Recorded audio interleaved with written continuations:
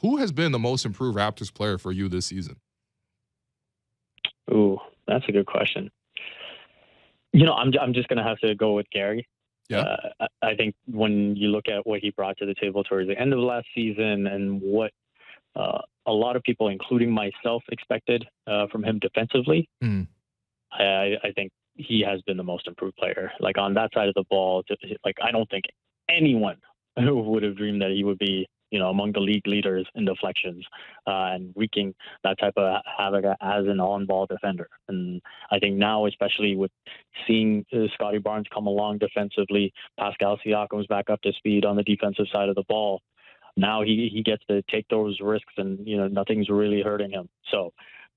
I really think that he is the most improved player. I will give a shout out to Fred, though, because he has been tasked with a ton, and he has still delivered. Obviously, there's stuff to talk about with the late game offense, but by and large, on the whole, when you look at it, the improvements that Fred has made, especially in the mid-range and the playmaking, I think that's really significant, and so I have to shout him out too. Yeah, for sure. I mean, look, I think Gary, to me, in terms of how I feel about the player, just putting aside the numbers and the stats and stuff like that, like that's the one I'm like, wow, he is impressing me every single night, and it's made me feel so much better about his long-term prospects as a Raptor.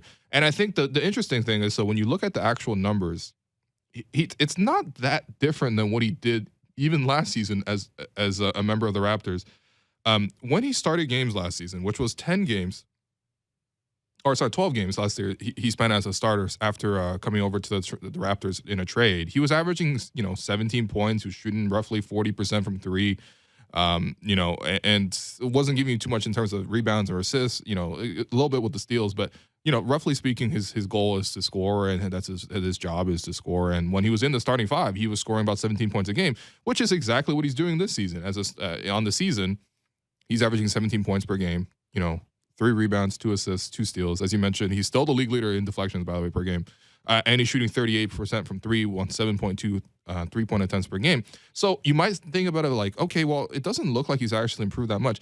But really, when you break down the numbers, like last year when Gary came over, he had some ridiculous outbursts, right, in terms of what the scoring. He had, remember that career-high 44-point game he had against Cleveland, where he shot 17 of 19 from the field. All right, that was one of the highlights of the season, one of the few. He also set his career high against OKC with 31 points. That one the Raptors lost. He had the game winner against the Wizards, right, which was an incredible moment.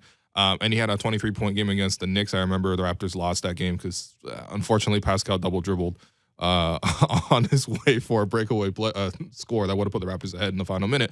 But when you look at those kind of performances, it was each one of those were sort of paired with, like, 8 points against Phoenix the first time he came to the Raptors, 6 points against Portland when he came to the return against his former team, 6 points against Chicago where he shot 2 of 14, 7 points against Atlanta where he shot, his last start of the season for the Raptors.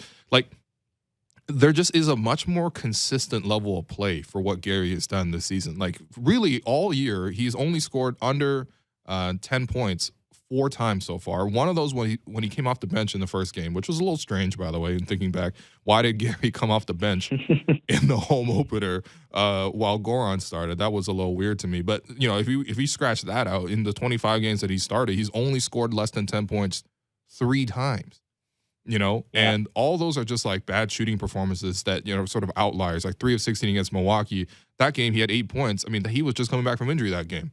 Yeah. Had 2 of 8 against Washington, like a couple nights later. That was right after injury as well. So in between that, he has just been consistently giving you buckets. Like, he's had so many 20-point games for the Raptors this year. I mean, he's just he's become someone that you can fully rely on. So even if the numbers don't look ultimately that different in the average, I mean, he's just giving you consistent production from that starting lineup.